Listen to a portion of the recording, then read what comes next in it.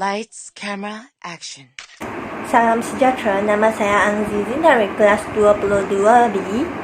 Topik yang saya akan bincang hari ini adalah keluarga Malaysia membentuk perpaduan. Daripada data dan analisis yang dapat dicari, kami boleh nampak jumlah antara kaum pada tahun 2022. Kaum yang paling banyak di Malaysia merupakan Bumiputera, iaitu 69.4% dalam penduduk di Malaysia. Yang kedudukan kedua merupakan kaum Cina yang mengandungi 23.2%. Kaum India merupakan kaum yang ketiga banyak di Malaysia dengan peratus 6.7%. Kaum lain-lain juga wujud di Malaysia yang tu dengan peratus 0.7% di Malaysia. Berdasarkan rajah di atas, iaitu jadual bar yang menunjukkan jumlah populasi mengikut agama di Malaysia pada tahun 2022. Di sini mencatatkan agama yang paling banyak di Malaysia ialah agama Islam iaitu 63.7%, seterusnya diikuti oleh agama Buddha 17.7%, seterusnya diikuti dengan agama Kristian seramai 9.4 penganut di Malaysia dan Hindu 6.0% di Malaysia, dan terdapat juga agama-agama lain yang mencatatkan 3.2% di Malaysia. Hal ini terdapat pelbagai agama yang perlu dipupuk dan perlu eratkan perpaduan antara mereka. Justru kita boleh rujuk raja-raja di bawah. Ibu bapa Malaysia memainkan peranan dalam mendidik anak-anak mereka berkaitan adat istiadat kaum lain serta menerapkan nilai-nilai murni sejak kecil lagi bagai melentur bulu biara dari rebungnya supaya membentuk insan yang mulia. Tambahan pula, ibu bapa merupakan suri teladan kepada anak-anak mereka. Berkata pepatah, bagaimana acuan begitulah kuenya. Anak-anak lebih cenderung untuk meniru sikap dan perlakuan ibu bapa. Ibu bapa menggalakkan anak mereka supaya mengenali kawan-kawan yang berbilang kaum dan memastikan anak mereka menghormati budaya dan adat bersam kaum lain supaya mengelakkan perselisihan faham dan konflik antara kaum. Ibu bapa menghormati adat resam dan pandang larang kaum lain seperti memakai pakaian yang menutup aurat semasa menghadiri rumah terbuka bersama dengan anak mereka yang dianjurkan oleh kaum Melayu untuk menjalin hubungan yang erat antara satu sama lain.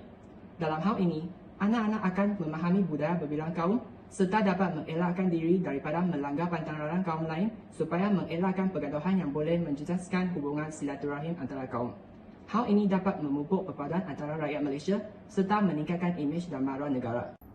Keluarga Malaysia menerapkan nilai keterangkuman, kebersamaan dan kesyukuran dalam konteks sokongan dari segi sebuah kasih sayang merentasi sesebuah etnik dan juga agama. Selamat pagi doktor, saya Go Ying.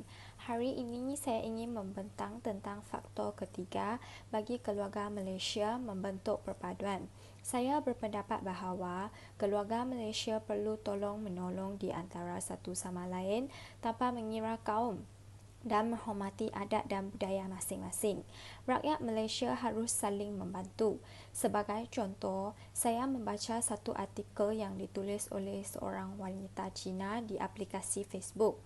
Dia ingin menggunakan platform ini untuk berterima kasih kepada 3 orang remaja Melayu yang menolong dia untuk menukar tayar di lebuh raya. Rakyat Malaysia perlu menghormati adat dan budaya masing-masing. Adat dan budaya berbeza bagi setiap kaum. Rakyat Malaysia digalakkan cuba memahami adat dan budaya di Malaysia. Contohnya, bagi yang beragama Muslim, mereka mengadakan bulan puasa setiap tahun. Dalam bulan puasa, mereka tidak dibenarkan makan dan minum. Jadi, kaum-kaum lain mengurangkan tindakan makan atau minum di hadapan mereka. Keluarga Malaysia adalah sangat penting untuk membentuk perpaduan masyarakat yang berbilang kaum.